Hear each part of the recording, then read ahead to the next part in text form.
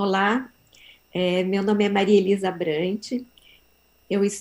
Nós estamos começando o 41º seminário do Escritório de Evidências, uma área relativamente recente na Secretaria de Educação, que surgiu no início do ano passado, com o compromisso de aproximar os estudos científicos, pesquisas acadêmicas em educação, principalmente com foco na educação básica, da nossa rede e do público em geral.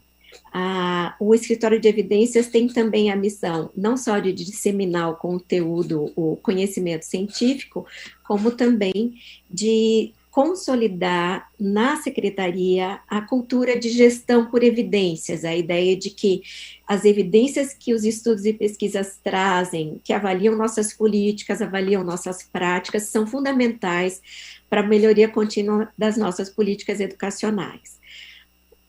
Hoje vamos discutir a coordenação pedagógica nas escolas, o papel do coordenador e da coordenadora pedagógica.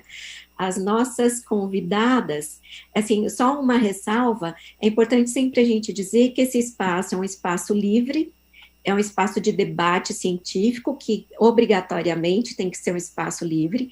Então, as opiniões manifestadas pelas pessoas que a gente traz aqui para debater não são necessariamente as opiniões da secretaria, mas a gente trabalha a partir da percepção, da concepção de que é necessária essa liberdade para o bom estudo científico, para o bom debate e para a melhoria das práticas.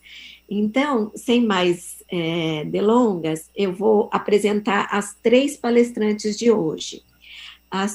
O assunto, né, o título é o coordenador pedagógico e a formação de professores. Intenções, tensões e contradições. E as palestrantes são as professoras Vera Maria Nigro de Souza Placo, a professora Vera Lúcia Trevisan de Souza e a professora Laurinda Ramalho de Almeida. A professora Vera Placo é docente e pesquisadora na pós-graduação em educação, na PUC, onde ela foi formada, né? Todas são doutoras em educação, em psicologia da educação pela PUC de São Paulo. A Vera Placo é docente pesquisadora da PUC de São Paulo em Psicologia da Educação e Formação de Professores, Formação de Formadores, e líder do grupo de pesquisa CEPID, Contexto Escolar, Processos Identitários de Professores e Alunos da Educação Básica. A professora Vera Lúcia Trevisan de Souza, ela é docente e pesquisadora da PUC de Campinas e líder do grupo de pesquisa Processos de Constituição do Sujeito em Práticas Educativas. E, por fim, a professora Laurinda Ramalho de Almeida, ela é docente e pesquisadora da pós-graduação em Educação, Psicologia da Educação e Educação e Formação de Formadores na PUC de São Paulo e vice-líder do grupo de pesquisa Bases da Psicologia para a Educação. Então, em nome do Escritório de Evidências e da Secretaria de Educação, eu queria agradecer a vocês todas terem aceito o nosso convite e vou dar a palavra para a professora Vera Placo, que vai iniciar a apresentação de hoje. Obrigada. Boa tarde a todos, é um prazer estar aqui com vocês hoje. Eu vou falar rapidamente. Nós vamos apresentar hoje, nós 3, um recorte de uma pesquisa que realizamos no período de 2010 e 2011 sobre a coordenação pedagógica e a formação de professores, com esse nome, Intenções, Tensões e Contradições. Eu gostaria que o Giovanni, por favor, projetasse a nossa prancha número 4, porque ali tem a indicação da referência bibliográfica, porque nós fizemos essa pesquisa junto com a Fundação Vitor Tivita e a Fundação Carlos Chagas. E até hoje tem lá a revista Estudos e Pesquisas Educacionais, volume 2, e essa é uma apresentação em que vocês têm todas as informações a respeito dessa pesquisa. O que nós queríamos só chamar a atenção é que essa foi uma pesquisa em duas fases. Uma fase quantitativa, em que mapeamos as ACPs do Brasil inteiro, suas funções, denominações, formas de ingresso, carreira e condições de trabalho, e uma fase qualitativa, em que duas questões básicas de pesquisa foram propostas. Como se processam as relações de força entre atribuições e pertenças na identidade da CP e que especificidade as representações do trabalho da CP assumem em sua constituição identitária. Algumas explicações mais detalhadas sobre a pesquisa vão ser apresentadas pela professora Laurinda Ramalho de Almeida. Por favor, Laurinda.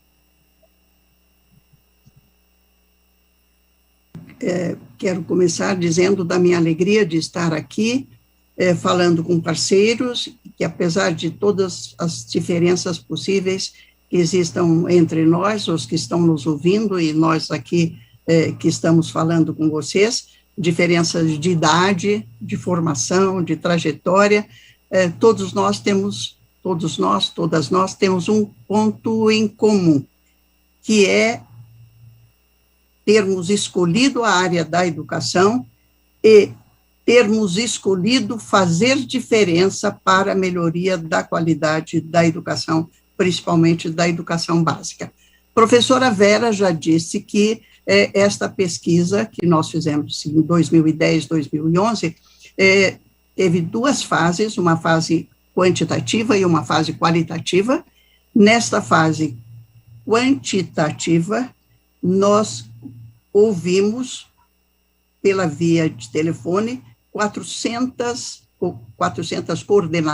coordenadores pedagógicos das 5 regiões do Brasil, e depois, na fase qualitativa, nós também abrangemos as 5 regiões, mas agora com um número menor de coordenadores, e a gente vai mostrar isso a partir de um mapa apresentando essas duas diferentes fases.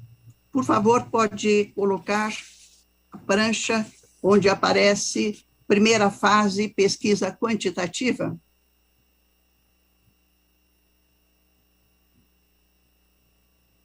Como eu não estou vendo, ela está... Bom, então eu vou fazer eu vou olhar aqui para o meu mapinha concreto e que não está, porque eu não estou enxergando na tela. Mas, como disse, com muita propriedade, com muita tranquilidade a nossa operadora, por vezes a gente tem alguns obstáculos, mas nós na educação estamos acostumados a superá-los à conta deles. Nessa primeira fase quantitativa, nós conseguimos abranger 400 entrevistados das 5 regiões brasileiras em diferentes cidades. Estes entrevistados deram informações que nos permitiram caracterizar as coordenadores brasileiras em relação às suas opiniões, como disse a professora Vera, levando em conta as suas opiniões, algumas características de trabalho, características pessoais, e tivemos este pano de fundo, este retrato da coordenação no Brasil. Na segunda fase, que foi a pesquisa qualitativa, por favor, é a prancha 4. Nesta, nós percebam que nós temos aqui as 5 regiões, mas é uma cidade por região. Então, nós entrevistamos para esta fase de compreensão. Se na primeira fase, quantitativa, nós tivemos como objetivo mapear características dos coordenadores, das coordenadoras, nessa segunda fase, nós tivemos um objetivo de compreensão de como se dava nas escolas as o trabalho da coordenação pedagógica, a articulação que era feita com os seus professores e o processo formativo. Estas 5 cidades que foram devidamente escolhidas por nós, e vocês podem perceber, podem perguntar, por que estas cidades e não outras? Que foram Curitiba, São Paulo, Goiânia, Natal, Rio Branco. Nós as escolhemos porque tínhamos nelas pesquisadoras, e eram pesquisadoras todas, que tinham trabalhado conosco ou como eram ex-orientandas ou ex-professoras, então tinham um trabalho já conhecido por nós, e a elas, como pesquisadoras locais, caberia o trabalho de entrevistar, e em cada cidade, vocês estão percebendo pela imagem, em cada cidade nós íamos contactar 2 escolas municipais, 2 escolas estaduais, e em cada escola, um diretor, 2 professores e um coordenador pedagógico.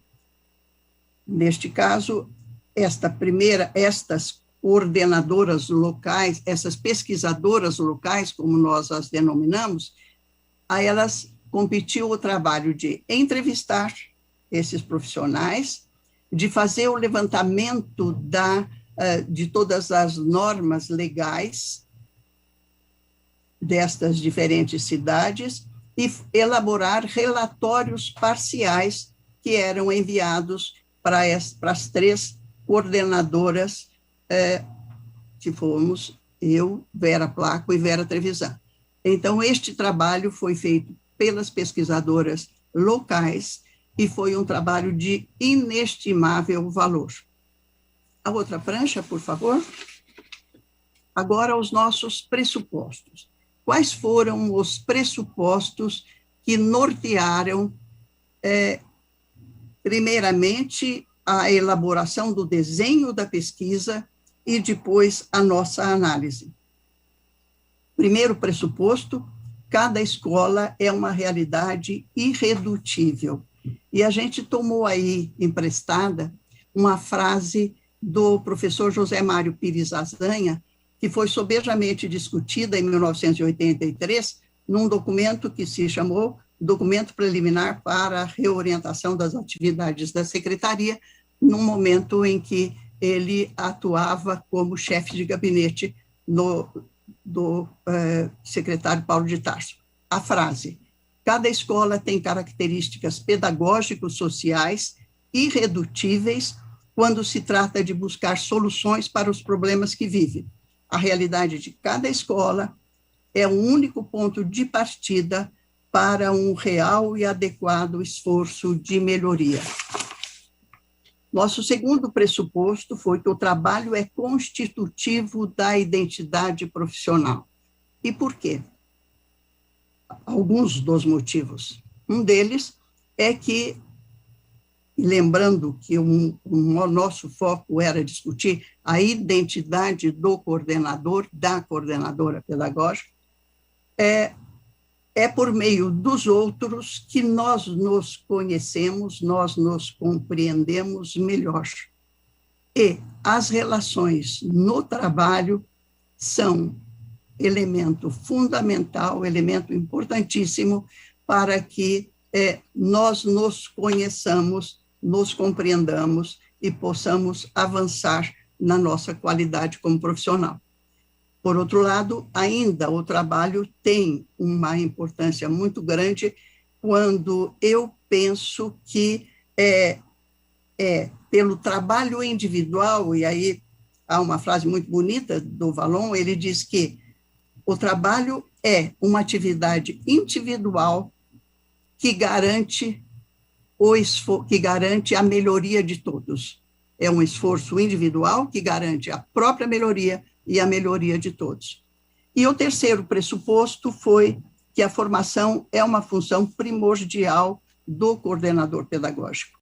Isto é, investir na formação continuada, e que nos parece sempre a função principal do coordenador pedagógico, é investir na melhoria da qualidade da educação. Um outro slide mostra eixos que estruturam e promovem as ações e reflexões. Temos discutido, nós três e muitas outras pessoas que têm trabalhado com isto, que o coordenador, a coordenadora pedagógica na escola, ela trabalha em 3 dimensões, uma dimensão articuladora, uma dimensão formadora e uma dimensão transformadora. E interessante que quando eu olhei este slide, eles deviam, os 3 círculos deviam ter o mesmo tamanho, até porque, para garantir a engrenagem, porque nós sempre dizemos, articular, formar, transformar, são engrenagens que precisam estar articuladas até para se movimentar. E, de repente, a gente botou uma transformação num círculo maior. Eu acho que, inconscientemente, era assim, o nosso desejo e realmente um trabalho de articulação e formação numa unidade de ação leve à transformação. Mas, na verdade, os 3 deviam ter igual tamanho, porque, na verdade, o que acontece é que existe uma prevalência. Em algum momento, a articulação ela é predominante, no outro momento é a formação, no outro momento é a transformação. Mas elas estão sempre trabalhando numa engrenagem. Um outro slide, o papel do CP na formação continuada, sob a ótica da legislação. Nós fizemos uma incursão bastante, vamos dizer assim, uma incursão que não foi fácil, porque se todas as escolas estudadas tinham uma legislação específica sobre o coordenador pedagógico, estas atribuições eram de tal monta, eram tantas, que foi difícil a nós, pesquisadoras, até pensar numa forma de categorizá-las. E, então, apesar disso ser bom, porque a legislação sobre a função do CP existe em todos os estados do Brasil e nos municípios investigados, as atribuições eram muitas e de muitas qualidades diferentes. E, dada a dificuldade de categorizá-las, nós acabamos chegando ao seguinte ponto.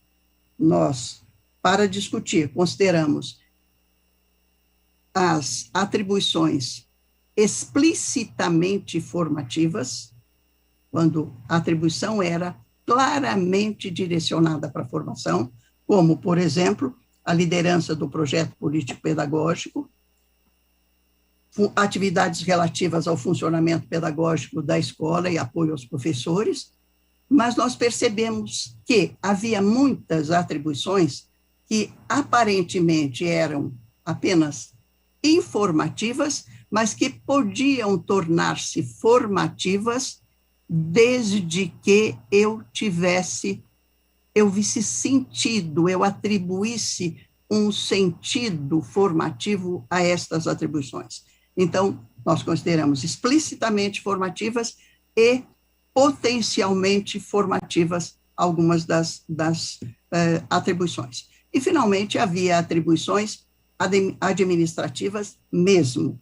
Então, esta foi a terceira categoria que consideramos. Eu acho que uma coisa importante aí a gente considerar é que a pergunta, por que nós fomos buscar essa discussão sobre a legislação de cada município e nos debruçarmos sobre estas atribuições? Porque nós aceitamos que o coordenador, a coordenadora, eles são sujeitos históricos e a configuração da sua função, ela é decorrente, em primeiro lugar, da estrutura legal, da estrutura de um sistema de ensino que estabelece diretrizes normativas que devem ser levadas em conta. Mas essa configuração da sua função depende também da própria organização da escola, isto é, como a escola se organiza, se estrutura e incorpora o trabalho da coordenação pedagógica nas suas possibilidades de atuação, isto vai também, de certa forma, determinar a função do CP. E uma terceira condição é exatamente o sentido que o coordenador, a coordenadora, vai dar a estas atribuições que lhes são ofertadas pelo sistema, pelas normativas legais e pela própria escola. Podemos passar para outra? Nós nos debruçamos também para a produção da literatura brasileira sobre a temática que nós íamos estudar, a coordenação pedagógica. E eu queria só fazer um comentário. Vejam, nós fizemos a pesquisa em 2010, 2011. E tivemos, então, um interregno de 10 anos para este momento que estamos vivendo. E o que revelaram os textos naquele momento?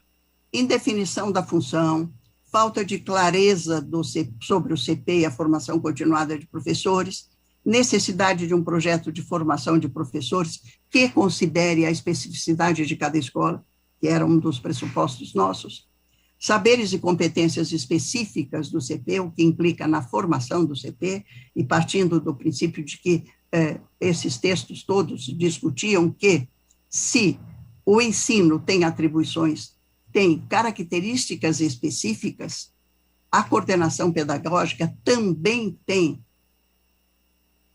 características, tem saberes, tem especificidades que têm que ser levadas em conta e num processo formativo, o que não tem acontecido até então. E a necessidade de investir no trabalho coletivo e nas relações interpessoais, então isso aparecia muito fortemente nos textos que lemos naquela ocasião, e que a principal função do coordenador, da coordenadora, é a formação continuada dos seus professores. E se estes temas apareceram há 11 anos atrás, o que a leitura de novos textos, de novas teses, de novas dissertações, embora tenham aumentado numericamente, estes temas continuam recorrentes. Finalmente, um pouco do perfil dos coordenadores pedagógicos da rede pública, eu digo um pouco porque as características foram em maior número do que vamos apresentar aqui, mas nós pegamos só o foco do trabalho, até por considerarmos que o trabalho é fundamental para se discutir a questão da identidade do coordenador, da coordenadora, não é?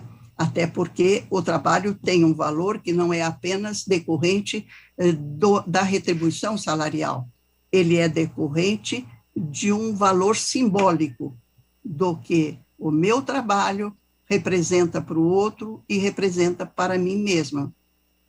Então, pegamos só este item, trabalho, para discutir com vocês.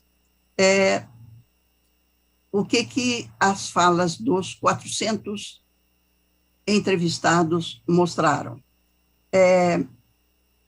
Eles são experientes, mas não estão há muito tempo na escola. Então, a gente tem uma média de 3,9 anos na escola atual.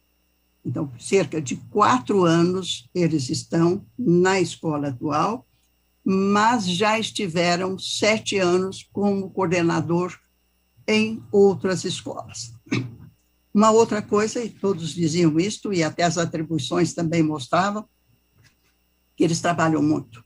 Uma média cerca de 37 horas semanais, e considerando ainda que 41% deles afirmam que trabalham no fim de semana. Isto é, que levam trabalho que não deram conta de fazer na semana, levam para terminar no fim de semana. Pelo menos 2 fins de semana por mês. E 69% dos entrevistados atuam em outra escola. E desses, 69% atuam como professor, isto é, eles são coordenadores em uma escola e professores em outra escola. e 27% são coordenadores em 2 escolas. Eles trabalham numa escola num período e na outra em outro período na coordenação pedagógica. E o outro dado sobre trabalho, que ainda revela o perfil dos coordenadores da rede pública, é que eles se envolvem muito com as questões administrativas, mas consideram que eles são envolvidos muito com o atendimento a pessoas. E vejam, desde o atendimento telefônico até o atendimento aos professores, reuniões com o diretor, conversa com alunos, orientação aos pais. E, infelizmente, muitos revelaram que eles fazem substituição de professores faltantes. Quando o professor falta, para não deixar os alunos sem aula, uma janela, eles assumem a sala de aula. Eu estou dizendo, infelizmente, porque a gente gostaria que todos os professores estivessem presentes na escola e que o coordenador pedagógico pudesse ficar fazendo a sua função, que é orientar, trabalhar pedagogicamente com os professores. E ainda atendem às solicitações do sistema. Eles sentem-se importantes para a escola, mas pouco valorizados. E esse foi um dado interessante. Apesar de dizer que as tarefas são muitas, que eles têm que fazer um atendimento a muitos setores e a muitas pessoas, eles dizem que eles se sentem valorizados, se sentem importantes, mas não há uma valorização correspondente de outros profissionais. Mas a valorização maior é percebida em relação à comunidade local, que isso tem sentido, quando a gente pensa que ele conversa com os alunos, orienta pais, então ele é valorizado pela comunidade local. E eles na escola se sentem respeitados, valorizados, principalmente pelos professores. E, mais um dado, eles consideram os pais ausentes e os alunos desinteressados, mas chamou-nos a atenção o fato de que eles fazem essa constatação, mas não indicam nenhuma estratégia que estão desenvolvendo para atender a esta questão levantada, tornar os pais mais atuantes na escola e os alunos mais interessados, que seria uma função do coordenador, da coordenadora pedagógica, a nosso ver. Perfeito. Antes de passar a palavra à professora Vera Trevisan, eu vou pedir para a produção colocar na tela o link para a interação. Nós estamos sendo assistidos pelo aplicativo do Centro de Mídias de São Paulo, que é usado pelos profissionais da rede, e também pelo canal do YouTube. Então, esse link que vocês estão vendo embaixo da tela, bit.ly/evidências 1203, você entra, por favor, nesse link, e também pelo chat do aplicativo, a pessoa pode fazer perguntas às palestrantes. Então, agora vou passar a palavra à professora Vera Trevisan, que vai continuar a apresentação. Obrigada. Bom, boa tarde a todos. Assim como a professora Laurinda, quero declarar a minha satisfação em participar desse importante momento para falar de pesquisa sobre esse profissional fundamental na promoção da melhor qualificação da educação, sobretudo na educação básica. Eu vou compartilhar minha tela, que eu me sinto mais, como que eu vou dizer, eu me sinto melhor eu mesma organizando aqui a minha fala. A professora Laurinda falou um pouco já, né, da identidade do coordenador pedagógico, da coordenadora pedagógica, a minha fala vai se centrar na busca da compreensão do porquê nós julgamos importante falar em identidade do CP, e que foi o foco da segunda parte da pesquisa, né, denominada de mais qualitativa, visto que mesmo a parte quantitativa, né, traz caráteres, elementos qualitativos, como ficou claro na apresentação da professora Laurinda, por que a identidade profissional é importante? Né? Por que é relevante falar em identidade? Porque o modo como o sujeito se vê, ele organiza e direciona as suas ações. Então, nós buscamos responder à questão como o CP se vê e por que ele se vê dessa forma. Entendendo identidade como um processo constitutivo permanente que deriva das interações que o profissional estabelece no contexto em que ele atua. Como é que esse processo de constituição se dá? A professora Laurinda mencionou várias vezes a palavra atribuição. Então, ela diz, olha, quando no levantamento que fizemos, as atribuições legais, por exemplo, ao CP, são inúmeras. Olha, as atribuições que os CPs citaram no questionário, na parte quantitativa da pesquisa, são inúmeras, ao ponto de eles se identificarem como profissionais multitarefas. Então, o processo de constituição identitária, ele se dá na relação entre o que se diz ao profissional que ele é ou que ele deve ser e o que o profissional toma para si como responsabilidade sua, como tarefa sua, como função sua, ou seja, as pertenças que ele declara a essas atribuições, que ele deseja ser.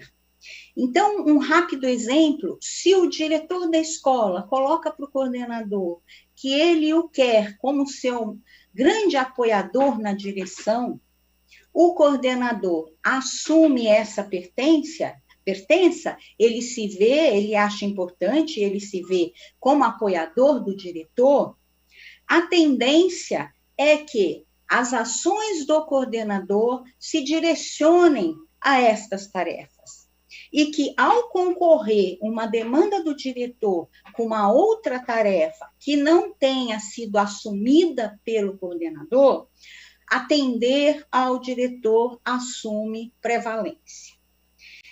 Esse processo, ainda que o profissional não tenha consciência de que ele ocorra, ele é permanente, é um movimento permanente, que nós podemos entender como um movimento de identificação e não identificação.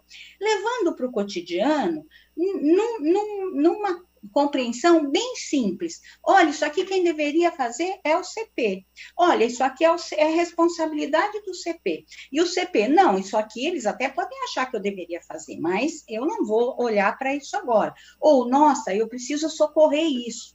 Então, nessa dinâmica, a identidade do CP vai se constituindo como um processo eminentemente social que ocorre e decorre das interações de que ele toma parte. No caso, como bem precisou a professora Laurinda, no trabalho.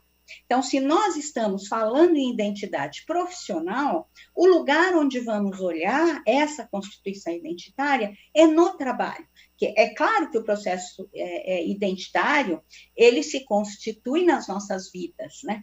E ele reporta a todos os papéis que nós desempenhamos, né? Como mãe, como irmã, como filha, mas neste caso, no caso da pesquisa, nós estamos interessados na identidade profissional. Então, vamos olhar o trabalho do CP, que ocorre no contexto da escola, mas que, para além da escola, inclui também as relações com o sistema, as relações com a comunidade e as relações com a sociedade.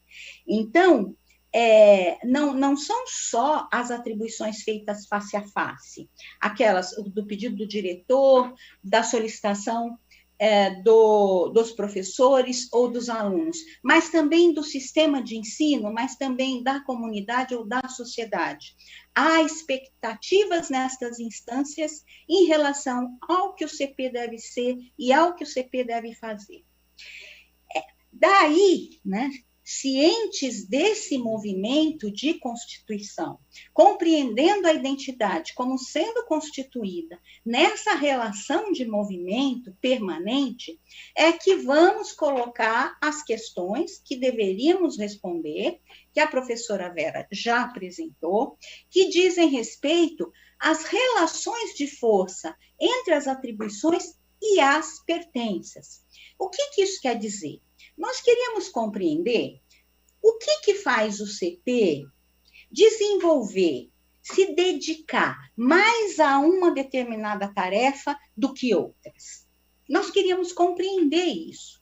Se são muitas as atribuições e o CP é uma pessoa para responder a essas atribuições, como que se dá essa relação de forças que faz com que ele assuma tarefas determinadas em detrimento de outras tarefas, ainda que sejam tarefas que ele julgue muito importantes e que ele julgue que é seu papel.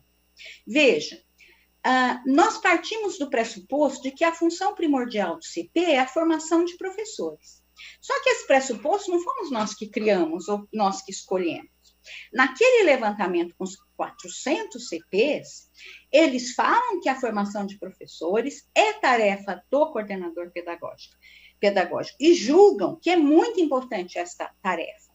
Os diretores que foram entrevistados também fazem essa afirmação e os professores também fazem essa afirmação. E nós constatamos que o investimento na formação de professores não tem sido a tarefa priorizada pelos CPs. Então, queremos compreender na pesquisa por que é que isso acontece.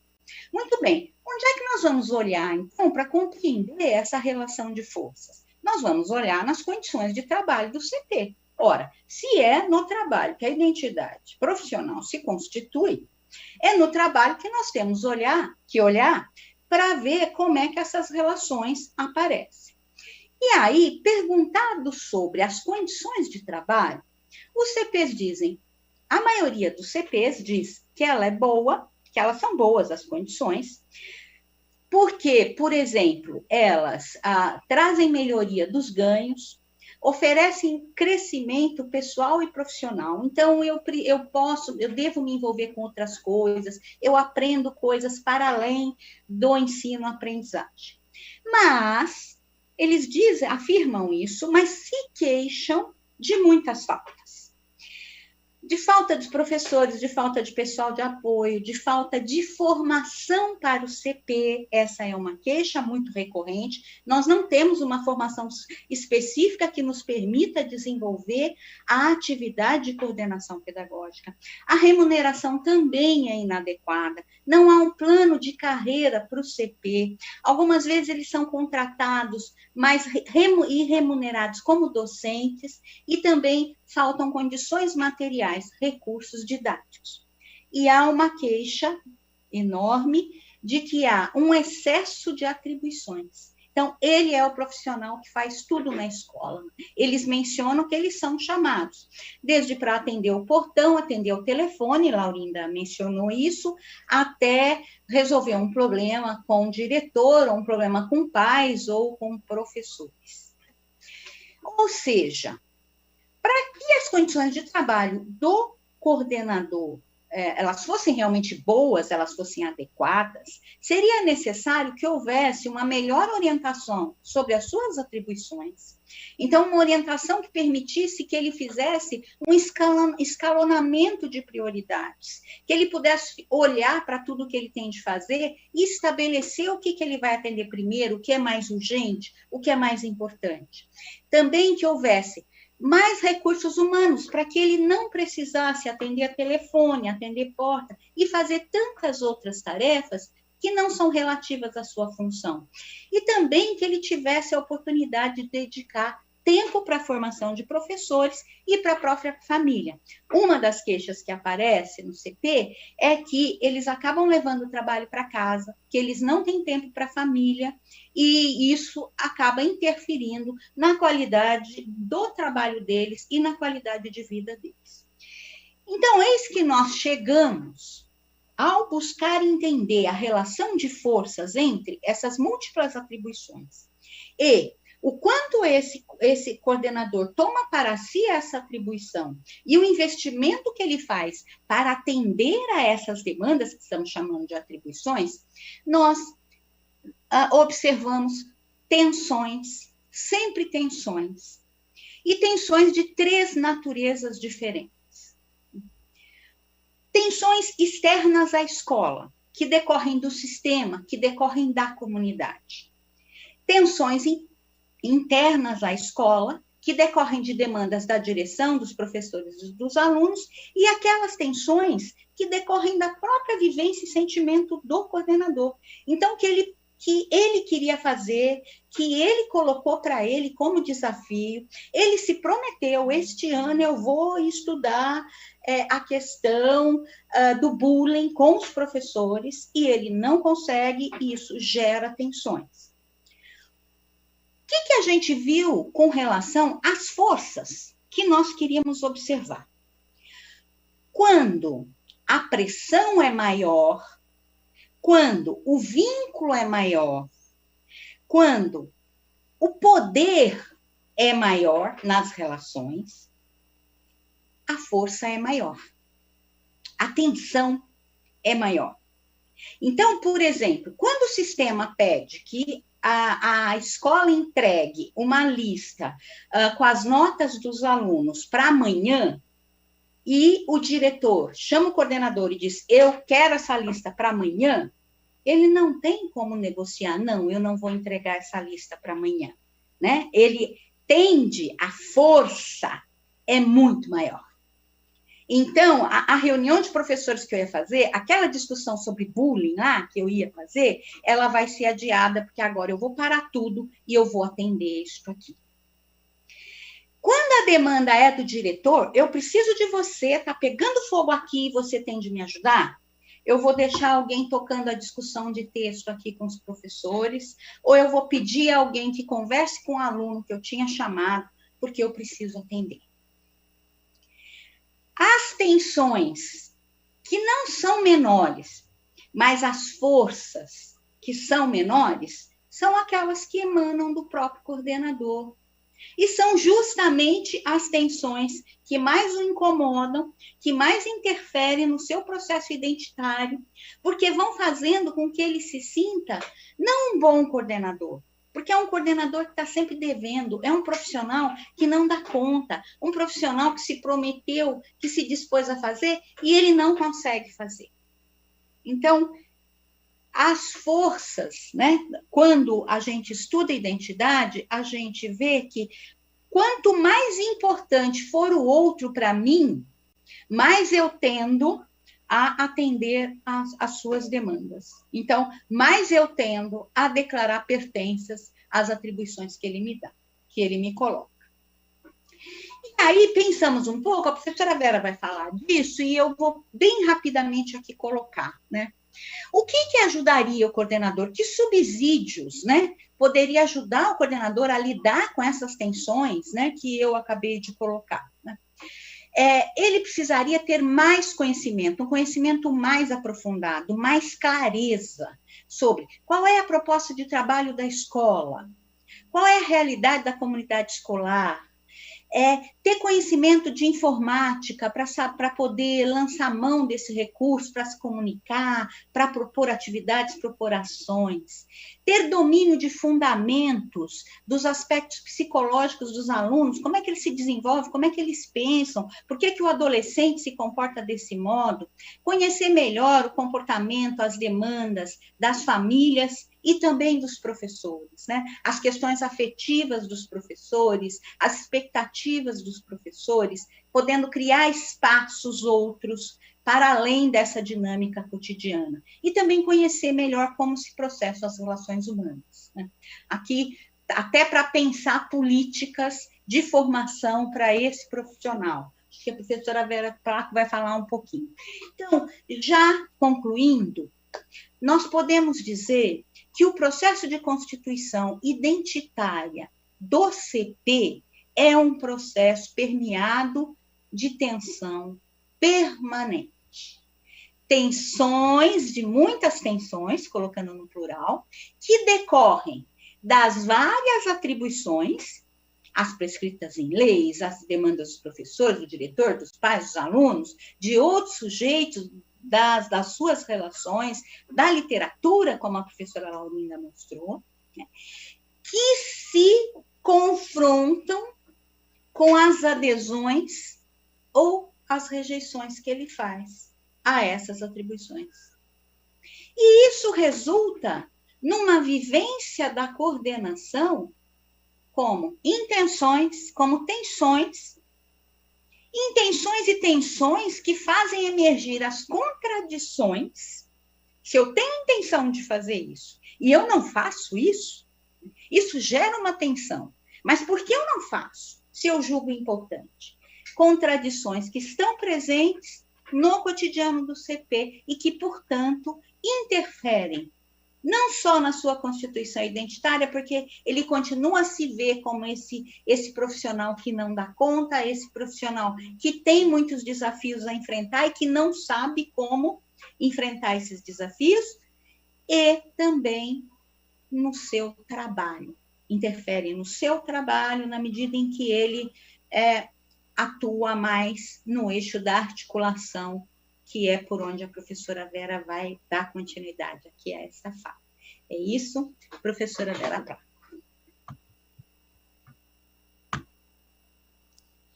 Bom, eu vou pedir ao Giovanni que passe as minhas projeções a partir da prancha 25, e eu queria já cumprimentar todo mundo, embora já tenha cumprimentado no começo, e dizer que a fala das minhas colegas prepara o ambiente para aquilo que se constitui algumas conclusões da nossa pesquisa e, principalmente, aquilo que nos conduz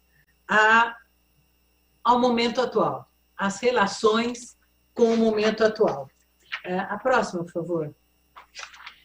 Só lembrando, né, quando a Laurinda apresentou, dizer que os eixos que estruturam e promovem as ações e reflexões do coordenador seriam articulação, formação e transformação, e que elas deveriam funcionar engrenadamente, isto é, de uma maneira articulada, de uma maneira, vou pôr entre aspas, harmônica. E, na verdade, isso não acontece nessa pesquisa que nós fizemos. Próximo, por favor. O que nós identificamos foi uma prevalência da dimensão articuladora da ação do coordenador pedagógico diante das dimensões formativas e transformadoras. E nós tivemos uma hipótese em relação a isso, que talvez essa dimensão articuladora seja uma decorrência da própria trajetória da profissão de CP.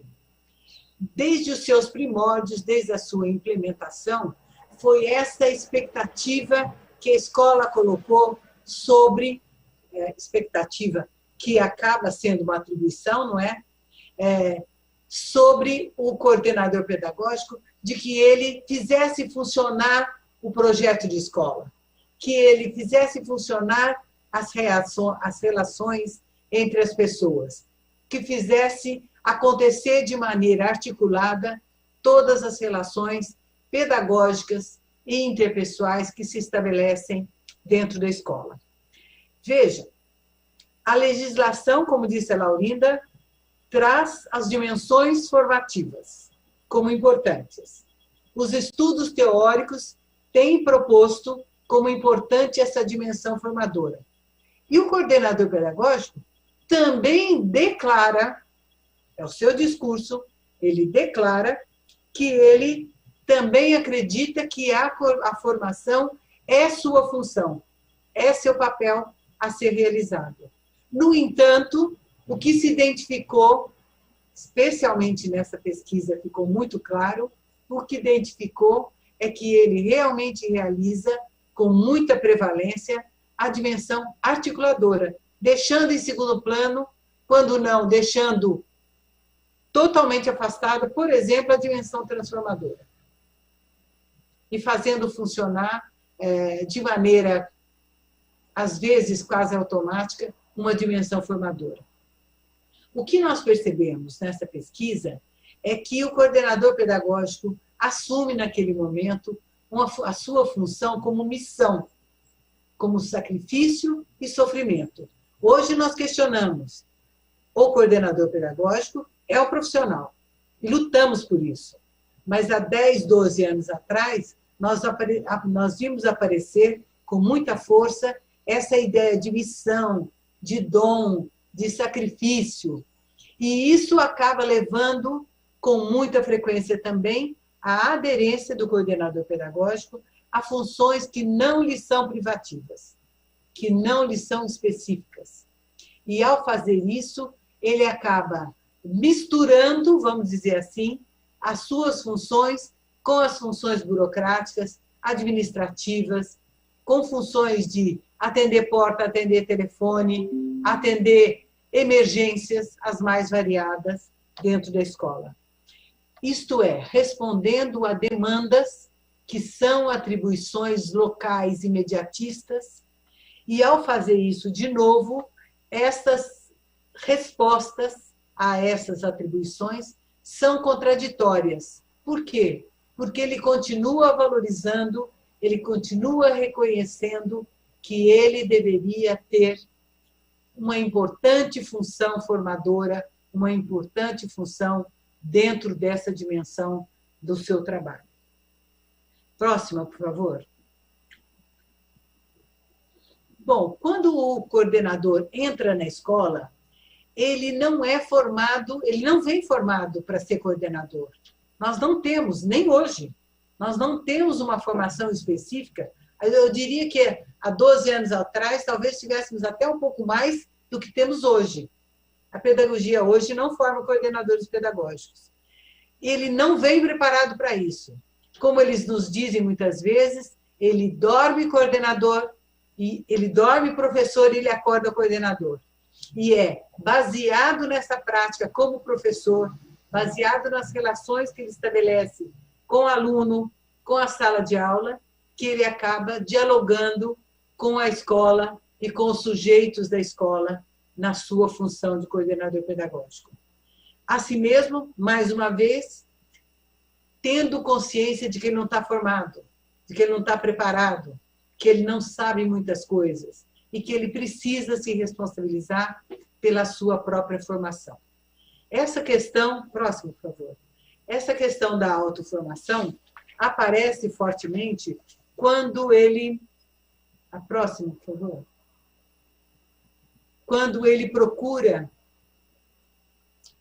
se especializar e se aprofundar, conhecendo melhor seu aluno, conhecendo melhor, por exemplo, dados estatísticos que lhes permitam ler e interpretar os dados de IDEB, conhecer melhor teorias e entender como essas teorias se relacionam com a prática. O coordenador, naquele momento da pesquisa, nos diz com muita força que é muito importante para ele a relação que ele estabelece com outros coordenadores, porque ele aprende muito com esses sujeitos que sofrem, entre aspas, com ele a mesma angústia, as mesmas preocupações. Continuando, por favor. Na formação continuada, é muito importante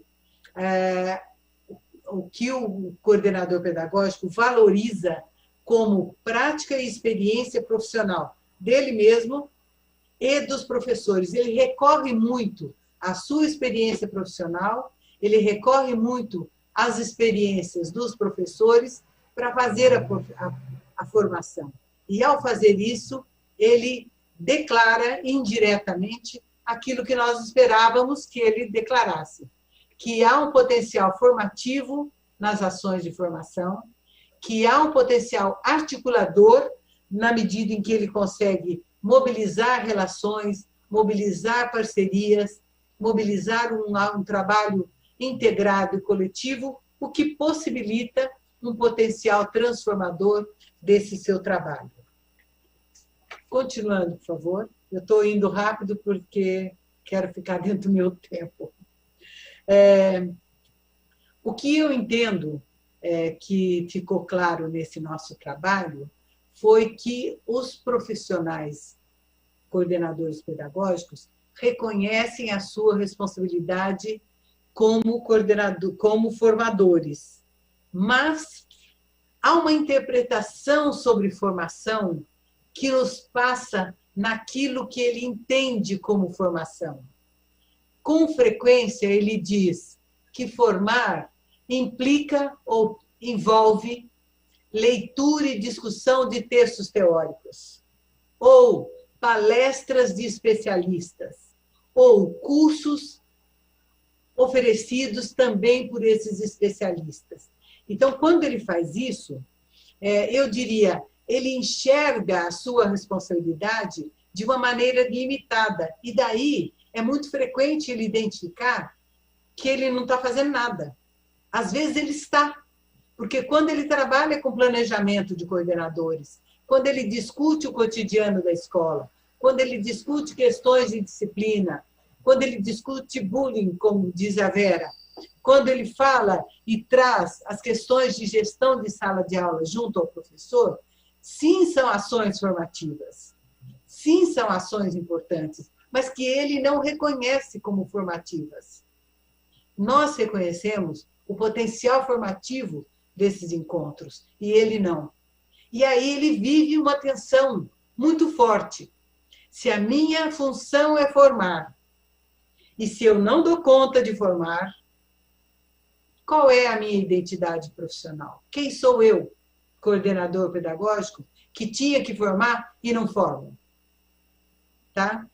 E aí, o que nós identificamos é que muitas dessas ações, junto ao planejamento, junto à dinâmica de relações do professor com a classe, junto a questões do cotidiano da escola, envolve uma dimensão afetiva que ele não declara em nenhum momento nessa pesquisa como sendo um aspecto importante da sua atuação.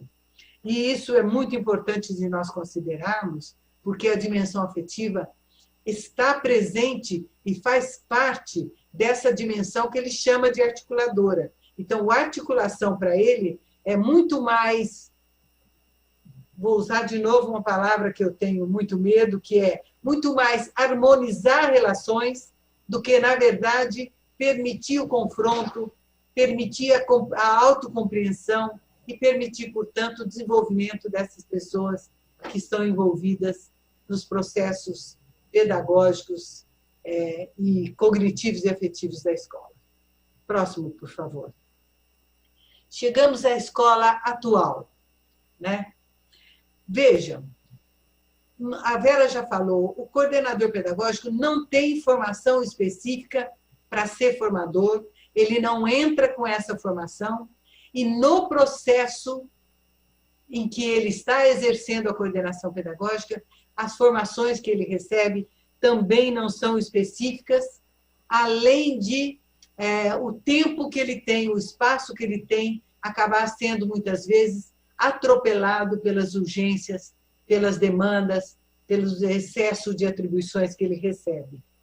A formação oferecida, ela existe, né? Nós diríamos até que as mudanças na legislação, nesses últimos anos, têm permitido, têm oferecido formações específicas, mas essas formações, muitas vezes, são na direção de cursos ou formações que ele deva replicar para os professores, e não alguma coisa que seja para o desenvolvimento da própria identidade profissional dele, ou para o próprio desempenho da função dele. Então, quando ele recebe, às vezes, formação, é aquela que envolve leitura de textos teóricos, nem sempre acompanhada da devida reflexão, do devido debate, que isso sim é formação, mas texto em si sozinho não dá conta. Tá? Sabemos disso, todos nós que já vivemos formação e dissemos, os professores gostaram muito do curso que eu ofereci. Por que a prática não muda? Porque nós falamos teoricamente. Nós não trouxemos para a realidade da escola. E como disse a Laurinda, trazendo o professor Azanha, cada realidade da escola exige esse vínculo, exige esse link, essa relação entre aquilo que se propõe teoricamente e aquilo que aquela escola, naquele momento, com aquelas pessoas, precisa receber. Próximo, por favor. Nós estamos falando tanto em formação do CP, formação específica, que é que nós estamos pensando? O que nós propusemos, nós, enquanto pesquisadoras, trabalhando com os dados dessa pesquisa? Nós chegamos à conclusão que sim, são estudos teórico-práticos, mas que devem responder a especificidades daquilo que o CP deve fazer. As habilidades relacionais, a construção e gestão de grupos. Algum de nós, estou dizendo eu também, como coordenadora que fui tantos anos, algum de nós recebeu formação para construção e gestão de grupos? Para habilidades relacionais? Para domínio de fundamentos da educação e áreas correlatas? Muitas teóricas. Teórico-práticas também? Não necessariamente. Questões atuais da sociedade, questões da infância, da adolescência, do seu desenvolvimento e aprendizagem. Muitas vezes, como eu dizia, cursos e formações sobre estratégias de formação e ensino até são oferecidos, mas sempre ligados à área específica de português, de matemática, de alfabetização, e não naquelas que revelam ou que ajudam o CP a desempenhar as suas funções. Continuando. Dilemas atuais que estão aparecendo a cada dia na escola. Se o CP teve poucas condições de formação há 10, 12 anos atrás, hoje, as formações que ele recebe quase sempre são muito semelhantes. Quase sempre. Algumas são ótimas, né? Algumas são cuidadas, mas algumas repetem aquelas situações em que ele está desligado, desvinculado das especificidades da sua função. Além de tudo, nós vimos, pela análise de legislações que ela ainda apresentou, quanto de atribuições cada uma dos sistemas de ensino municipais e estaduais prevêem para o trabalho do CP. 12, 24, 35 atribuições. Formadoras, formativas, potencialmente formativas, administrativas. Se você pegar a listagem, ele não tem tempo para fazer na escola atendimento a todas as demandas atribuídas. Com as mudanças de legislação, novos profissionais apareceram. Que profissionais são esses? Nós temos o PCNP, o professor coordenador de núcleo pedagógico, e, recentemente, o PCAE, o professor coordenador de agrupamentos de escolas. Recentíssimo, está entrando agora nas escolas. Que formação tem essas pessoas para realizar formação de coordenadores que vão trabalhar com professores na escola? Eu diria, faltam muitos aspectos e cuidados para isso. Nós trabalhamos, Laurinda e eu, num curso de formação de formadores. É um mestrado profissional. E a nossa preocupação na proposição desse curso foi exatamente essa. Quem forma o formador? Gente, e volta um passo atrás. Quem forma o formador? Nós formamos formadores que vão formar outros formadores, que vão formar coordenadores, que vão formar professores. E esse é um cuidado que a gente precisa ter com essa formação. Agora, atualmente, novas demandas, novas necessidades estão aparecendo e nós precisamos cuidar delas. Então, o que nós vamos chamar a atenção agora, próximo, por favor, é que as escolas agora estão sendo demandadas, em função da pandemia, para isolamento, para volta às aulas, para ensino remoto. Em que medida nós podemos, no ensino, trabalhar com evasão, ensino híbrido, novas práticas pedagógicas, novas concepções e práticas avaliativas, com os alunos? Em que medida somos capazes de trabalhar novas formas de relacionamento dos alunos entre si, com os professores, com as famílias?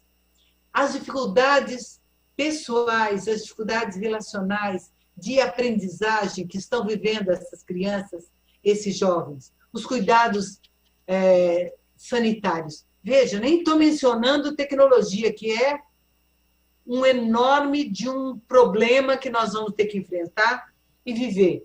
E, finalmente, para completar, eu diria, próximo, por favor. Um segundo, por favor. Qual seria o nosso papel hoje frente a todos esses aspectos relacionados à questão da pandemia? São muitos esses aspectos, nós já mencionamos, mas nós temos necessidade de um plano de ação da escola, de um plano de ação do CP. Esse plano não pode ser feito sozinho, não pode ser feito em gabinete, é um trabalho colaborativo, pais, comunidade, famílias, alunos, que têm que ser atendidos em todos os aspectos, nas questões cognitivas, nas questões afetivas. Vejam, o medo, a insegurança, as questões relacionais, o perigo, todos esses aspectos têm que ser cuidados e pensados nos planos de coordenação pedagógica, nos planos de cada escola. Gente, eu tenho certeza que vocês estão vivendo tudo isso e têm muito a nos ensinar. E aí nós estamos, a partir de agora, à disposição para a gente conversar a respeito. Muito obrigada. Perfeito, professora Vera. Muito obrigada pela fala de todas vocês. Nós recebemos várias perguntas. Antes de passar a palavra a vocês, eu queria só fazer um esclarecimento, porque uma das perguntas exige um esclarecimento. A pergunta é da Rejane Rodrigues, que é coordenadora na diretoria Sul 2. E ela pergunta: nos documentos oficiais da rede estadual, utiliza-se a sigla PC, de professor coordenador, como referência ao professor coordenador. Na formação vigente, nessa formação de hoje, a gente está falando de coordenadores pedagógicos.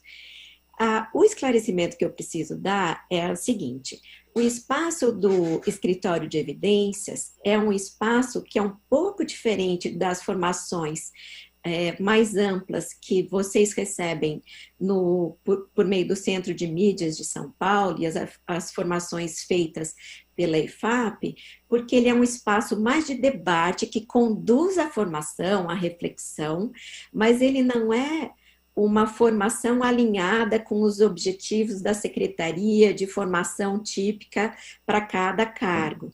Então, nós estamos aqui debatendo de maneira mais ampla, a partir da visão dessas pesquisadoras, a questão da identidade do coordenador pedagógico, que é a função que, para simplificar, a nossa legislação chama de professor, de PC, professor coordenador, e o pedagógico fica subentendido, né? Mas ela não é em linha com toda a estrutura de formação, ela é tanto que, como a gente vai ter chance de debater, e aliás eu agradeço, a abordagem é uma abordagem crítica, a maneira como os sistemas de ensino vêm realizando a formação, aspectos de falta de clareza das atribuições dos diversos personagens, que daí a gente vai ter tempo de desenvolver, que são absolutamente pertinentes no contexto desse debate. Então, essa era só uma ressalva que eu queria fazer.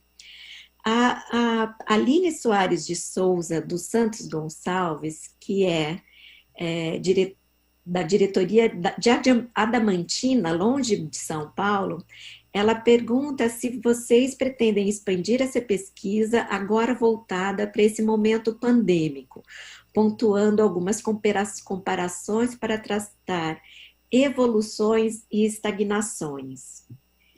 Por favor, quem queira responder. Olha, eu diria, eu estou falando por mim, eu acho que talvez fale pelas colegas, mas eu diria que, de fato, esta pesquisa foi uma pesquisa que envolveu a Fundação Carlos Chagas, a Fundação Vitor Tivita e o Brasil inteiro, né? Então, é um âmbito tão grande de pesquisa que, em geral, pesquisadores independentes ou grupos de pesquisa limitados, eu diria, não dão conta de fazer alguma coisa do mesmo tamanho. Por outro lado, neste momento, eu estou terminando a primeira fase de uma pesquisa no estado de São Paulo, na rede estadual paulista, sobre qual escola para o século XXI, desafios da escola na atualidade. E essa escola e essa pesquisa foi realizada com todos os professores, coordenadores, dirigentes, PCNP e outros especialistas de educação do estado de São Paulo, com 5.005 respostas. Então, nós temos, nesse momento, um grande número de dados sobre professores, mas não necessariamente só sobre coordenadores, né? Então, não sei se as colegas teriam visão agora de fazer uma pesquisa comparativa, que seria, sim, muito interessante, mas não sei se a gente dá conta. Eu acho que não, né? Como você disse, não uma pesquisa desse tamanho, né, Vera? Mas eu queria lembrar, como bem diz Maria Elisa, né, que esse debate é um debate que ocorre no âmbito da pesquisa, né, da produção de conhecimento e de relações a gente pode fazer com esses conhecimentos para iluminar as nossas ações e até pensar políticas públicas, né? Que a pandemia, o isolamento social é um fenômeno muito recente. E que no campo da pesquisa, as pesquisas elas emanam dessas demandas que vão aparecendo no cotidiano, né, que vão surgindo. Então, por que a gente estuda determinados temas? Por que a gente foi estudar o coordenador pedagógico naquela ocasião? Né? Porque o coordenador pedagógico apontava como um profissional fundamental para a escola e se sabia muito pouco sobre esse profissional. Então, eu penso que hoje, por exemplo, o meu grupo de pesquisa, os trabalhos, as pesquisas desse ano, dos meus atuais orientandos, de iniciação científica, mestrado, doutorado, estão todas olhando para a questão da pandemia, olhando para a questão dos efeitos do isolamento social, alunos do ensino médio. Eu imagino que no trabalho do coordenador pedagógico, no trabalho do diretor, no trabalho dos professores. Então, assim, independentemente de haver uma pesquisa nacional, né, o que seria maravilhoso, mas que envolve, como diz Vera, um custo enorme, não só custo financeiro, mas custo para regimentar profissionais que pudessem trabalhar, muitas pesquisas no âmbito de mestrado, de doutorado, de iniciação científica estão se encaminhando para olhar para essas questões. E nós vamos demorar muito também, não é? Porque, enquanto nós estamos fazendo essas pesquisas, novos fatos vão acontecendo, né? Nós nos deparamos hoje com o fechamento novamente das escolas. Então, a pesquisa, ela precisa de uma certa distância, ela precisa de um certo tempo para ela poder acessar esses dados e analisar, né? Mas eu imagino que esse é um trabalho que nós todos vamos ter de ter, né? Com certeza. Tem que abrir. Abrir o microfone, professora Laurinda. Ele está aberto. Agora sim. Tá bom. Eu queria acrescentar, primeiro, uma complementação a algo que a Maria Elisa comentou a partir da pergunta da Aline sobre a terminologia coordenador pedagógico que nós utilizamos na pesquisa de 10 anos atrás. Uma das coisas que a gente verificou nas várias regiões é que há uma terminologia muito variada para o profissional que faz coordenação pedagógica. Em algumas escolas, em algumas regiões, ele é chamado de pedagogo. Noutras, ele é chamado de supervisor. Noutras, de professor coordenador. E, no caso específico de São Paulo, nós temos o coordenador pedagógico na rede municipal, porque é cargo, não é função, e temos na rede estadual o professor coordenador, porque é uma função. É um professor que é designado para ser coordenador, professor coordenador. E a gente já passou por várias legislações. Na própria legislação da rede estadual, há uma previsão de que a escola possa ter um coordenador pedagógico como cargo e professor coordenador como função, mas só foi estabelecido o professor coordenador, que é a partir da designação. Isso é uma coisa. Segundo, voltando a certa forma, eu entendi assim, a nossa colega lá de Adamantina, ela fez assim uma provocação que eu achei muito pertinente. Está na hora, sim, e eu espero que as minhas colegas mais jovens aceitem o desafio de fazer uma pesquisa agora de maior vulto sobre exatamente como se faz coordenação pedagógica no estilo remoto. Eu tenho vários orientandos fazendo pesquisa e trabalhando com isto, trabalhando com essa situação de entrevistar os professores que estão trabalhando numa situação muito precária, de trabalhar com coordenador pedagógico, e inclusive alguns da própria rede estadual fazendo esse tipo de pesquisa. Talvez não uma pesquisa de âmbito amplo, como foi feita esta, mas uma reunião de pesquisas já realizadas, e daí a gente poderia pegar de várias pesquisas e mais ou menos dizer, quer dizer, o que dizem as pesquisas de hoje, né, desta situação. Embora concorde com a Vera Trevisan, que pesquisa, embora sentimento seja bom a gente pegar a quente na hora que acontece, e nós estamos agora nesta quentura de tristeza e de medo, então seria muito bom pegar esses sentimentos, mas para fazer uma análise a gente precisa de um certo distanciamento.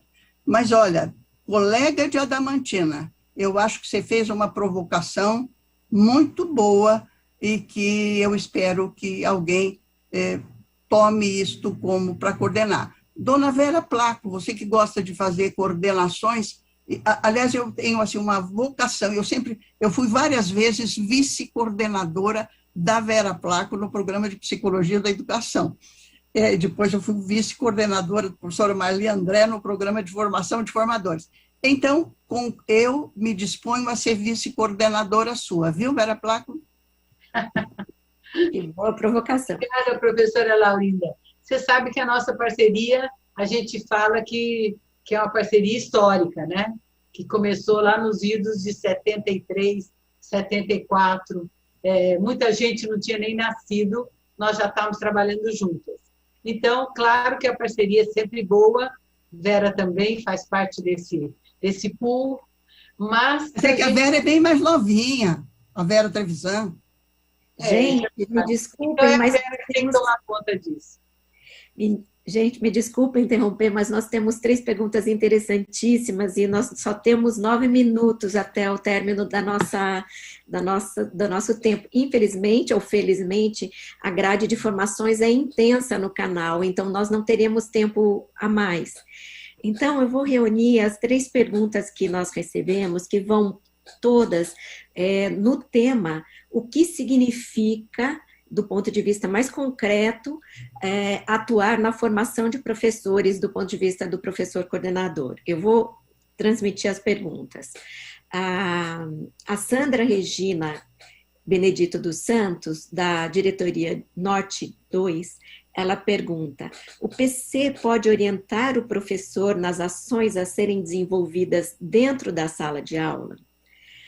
Segunda pergunta, a Paula Camargo, que é da Escola Geraldina Coelho Monteiro, da diretoria de São José dos Campos. Ela diz: iniciei esse ano como coordenadora, gostaria de saber sobre essas formações que deveremos trabalhar. Como a gente define temas por área? O que exatamente seria o trabalho do coordenador? E, por fim, a pergunta da Sheila. A Sheila é da Leste 4, ela parabeniza o trabalho por tantos esclarecimentos e pergunta: minha dúvida é em relação a formações e desdobramentos nas ATPCs, porque no caso de São Paulo houve um fortalecimento das ATPCs com as pautas sendo orientadas centralizadamente, né, pela secretaria e também juntamente com a EFAP. Cabe ao professor coordenador gerir as atividades com os docentes ou formar? Então, gente, eu acho que só vai dar para uma ou duas falarem, não teremos tempo para as 3. Quem vai? Eu posso comentar rapidamente? Eu acho que eu vou o seguinte. Comentar. Pode falar. Não, eu só ia lembrar o seguinte, que existe falando especificamente das ações de ATPC, quando você pergunta como é que é o desdobramento das ATPC, eu acho que uma das coisas que a gente comentou, e muito rapidamente, levando em conta que cada escola tem uma realidade concreta e irredutível, é que este desdobramento, ele deve ser feito em função da realidade da escola. Quer dizer, eu recebo as orientações das instâncias superiores, mas eu vou fazer a adaptação, a adequação em função da realidade da minha escola. Prontinho, Vera Trevisan, desculpa. Não, na direção do que você falou, Laurinda, eu acho que até dá para a Vera falar também.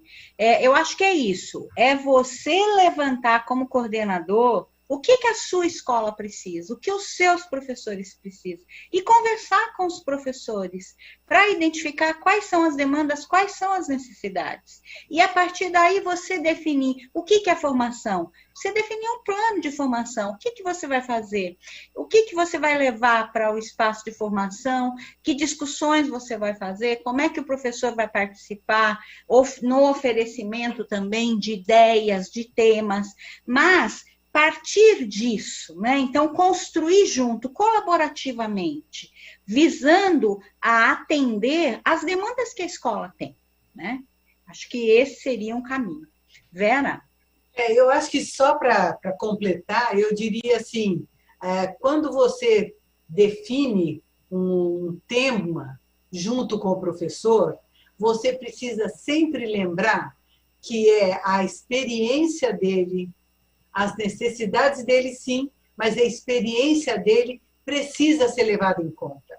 Então, mesmo que eu leve fundamentos teóricos para suportar, vamos dizer, para dar suporte à minha discussão, se eu não relacionar aquilo com o concreto da sala de aula, com o concreto da realidade do professor, ele não vai compreender, ele não vai mudar.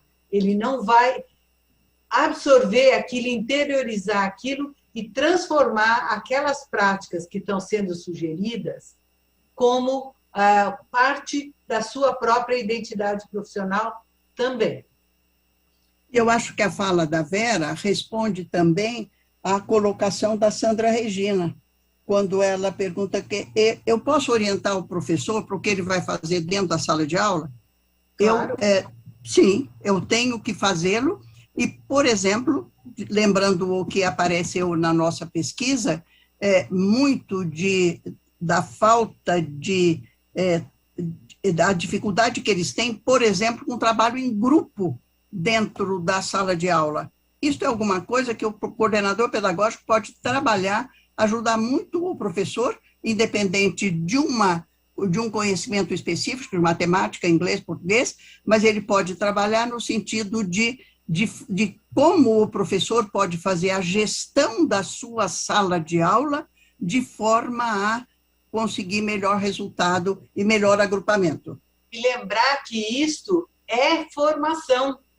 Orientar um professor sobre a gestão da sala de aula é formação também. Mais concreto que isso, como formação, difícil. E investindo na relação, né? Como é que você fala com esse professor, o cuidado que você tem de ter, né? Que não é, eu vou te orientar com o que fazer, mas investindo na relação, no dimensionamento das relações.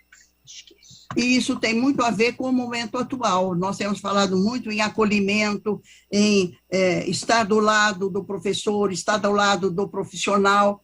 Isto é também formação.